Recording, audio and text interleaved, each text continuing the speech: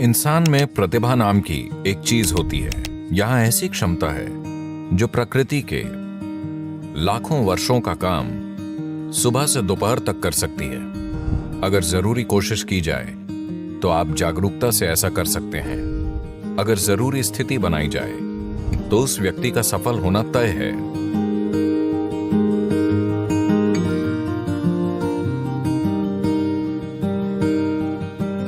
बात छोटी हो या बड़ी कोई फर्क नहीं पड़ता। मनुष्य अपने हर काम में सफल होना चाहता है। जीवन में अनंत दरवाजे मौजूद हैं।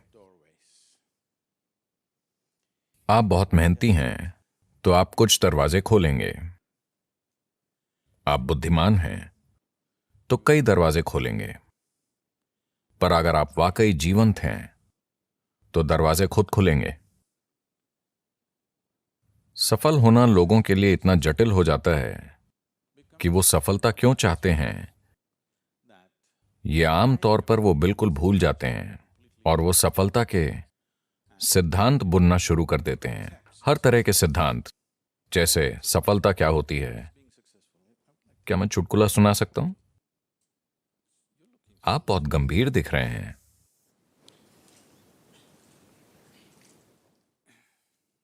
भारत में एक आदमी था, शंकरन पिल्लई। अच्छा, ये जॉन स्मिथ की तरह है।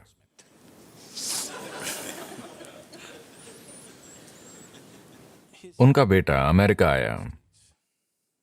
जाहिर है एक भारतीय युवक, यानी वो एक सॉफ्टवेयर इंजीनियर था। वो टेक्सास गया और वहां काम करने लगा। फिर उसे एक अमेरिकी महिला से प्यार हो गया। वो परेशान हो गया क्योंकि भारत में ऐसा प्रेम अपराध है। वो परेशान हो गया। फिर उसने अपनी मां को बताया। फिर मां ने पिता को बताया और पिता फट पड़े। वो उन्हें समझाने के लिए घर गया, पर बात नहीं बनी, क्योंकि भारत में कोई शादी करना चाहे तो लोग उसके परिवार की 500 पुश्तें जांचते हैं। वो उस व्यक्ति के वंश की शुद्धता देखते हैं जिससे आपकी शादी होगी। तो अमेरिका की एक गोरी महिला, आप उससे कैसे शादी कर सकते हैं? हम उसका वंश नहीं जानते, वो कहां से आई है, उसका वंश क्या है, दादा दादा। तो वो समझा नहीं पाया और वापस आ गया और उसे फिर से प्यार हो गया और वो आगे बढ़ गए। तब शंकरन पिल्लई अपने बेटे को त्याग कर बोले, मेरा तुमसे कोई लेना देना नहीं है। फिर साल बीते, उनका एक बेटा हुआ और उसकी तब की तस्वीर थी जब वो पैदा हुआ था, और पत्नी रोजाना अपने छोटे बेटे की तस्वीर फेसबुक पर अपलोड करती थी। छोटा सा बच्चा बड़ा हो रहा था। वो बेटे को त्याग चुका था, पर पोते की बात अलग होती है। धीरे धीरे 1-2 साल में उसे इस छोटे बच्चे से प्रेम हो गया जिसे उसने देखा तक नहीं था। फिर लोग अमेरिका से उसके पास आने लगे, अरे आपने अपने पोते को नहीं देखा? ओह, आप उसे जरूर देखिए, वो आपके जीवन का फल है। धीरे धीरे उसे इच्छा हुई। फिर उसने तय किया वो अपने बेटे का चेहरा नहीं देखेगा, पर अमेरिका जाकर सिर्फ पोते को देखेगा। और उस गोरी औरत को तो बिल्कुल नहीं देखेगा।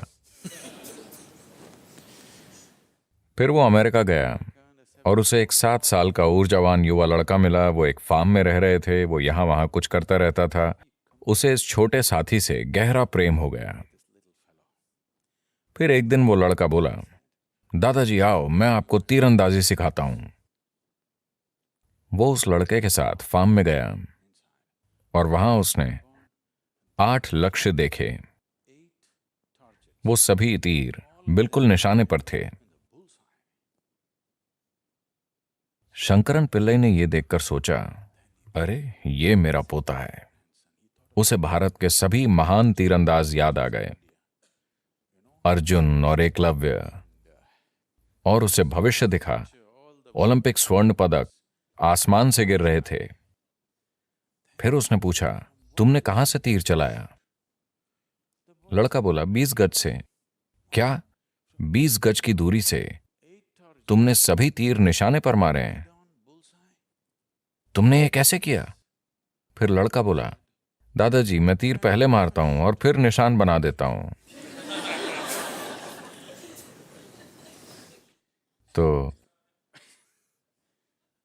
सफलता से जुड़े ये सिद्धांत रुकावट बन सकते हैं, और मैं लगातार ऐसे लोगों के साथ रहा हूं, वो एक हद तक सफलता पा चुके हैं, पर उनका जीवन उनकी सफलता के सिद्धांत में फिट नहीं हो रहा है और वो ढांचा टूट रहा है, पर उन्हें लगता है कि कुछ गलत है।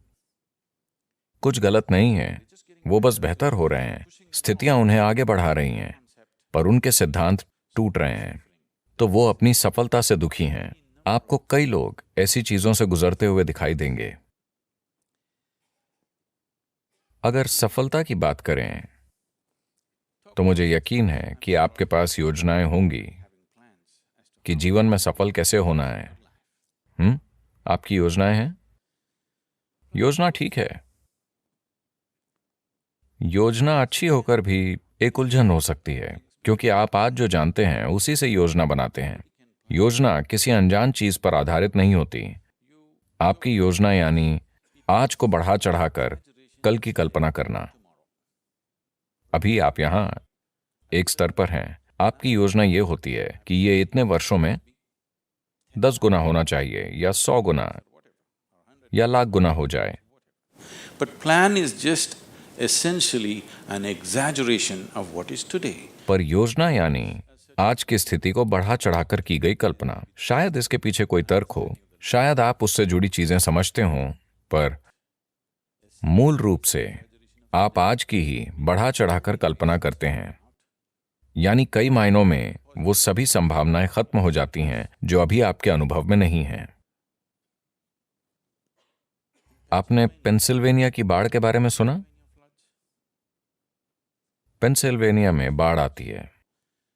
आपको पता है, एक बार एक बड़ी बाढ़ आई और एक शहर में पानी इतना ऊपर उठा कि घर डूबने लगे।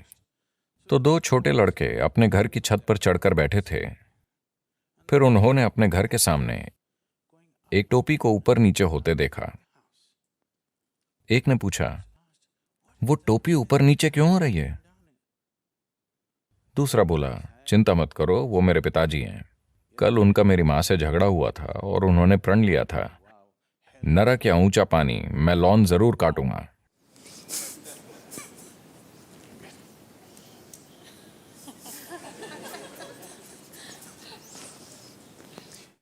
तो योजनाएं परेशानी बन सकती हैं। योजनाएं बनाना अच्छा है, पर ज्यादा जरूरी यह है कि एक उद्देश्य हो। अगर उद्देश्य है तो योजनाएं बनती जाएंगी, योजनाएं फेल होंगी और फिर नई योजनाएं बनेंगी। जो होना है होगा। आप एक उद्देश्य पर टिके रहें तो बाकी चीजें उस उद्देश्य की मदद करेंगी। पर अगर आप किसी योजना पर टिके रहेंगे तो वो योजना खुद एक रुकावट बन सकती है। योजना संभावना भी है। योजना बनाकर रखना ठीक है, लेकिन आपको योजना को थोड़ी दूरी पर थाम कर रखना चाहिए। आपको योजना से अपनी पहचान नहीं जोड़नी चाहिए। सफलता की प्रक्रिया, देखिए, मूल रूप से सफलता की चाह हर इंसान में होती है।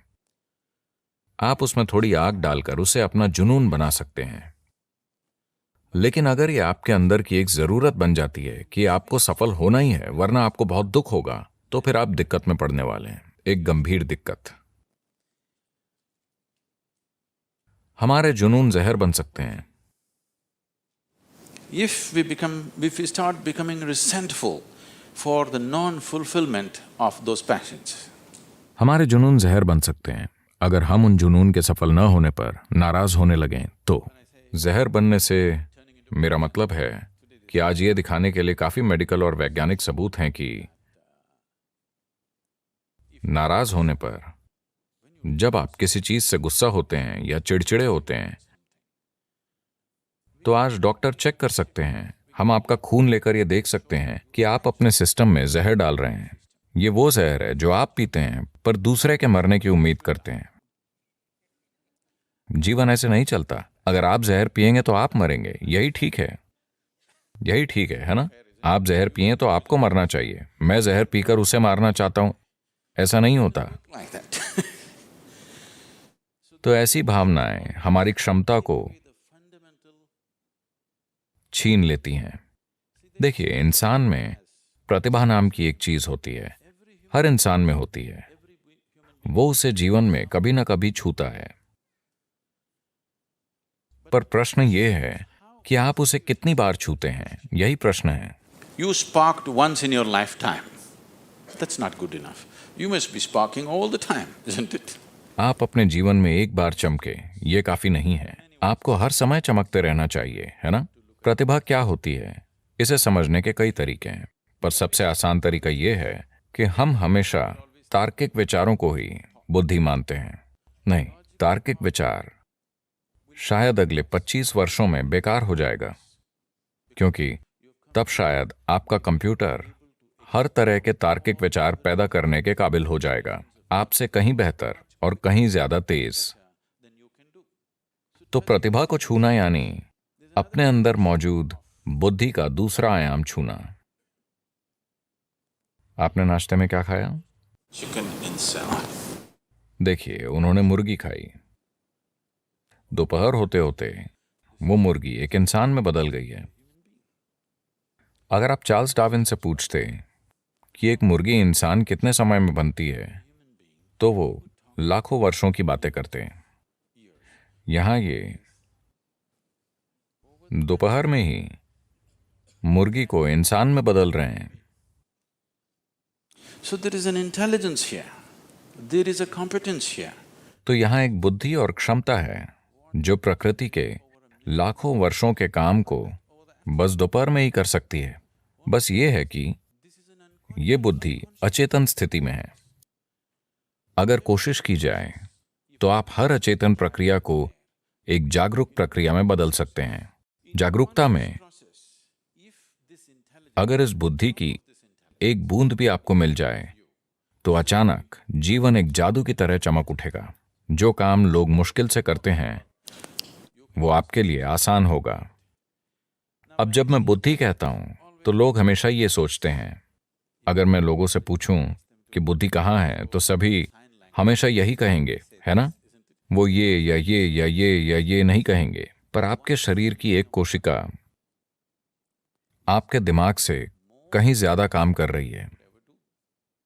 डीएनए का एक अणु 1 मिनट में इतने लाखों काम कर रहा है कि आप कभी समझ ही नहीं सकते, हाँ या ना?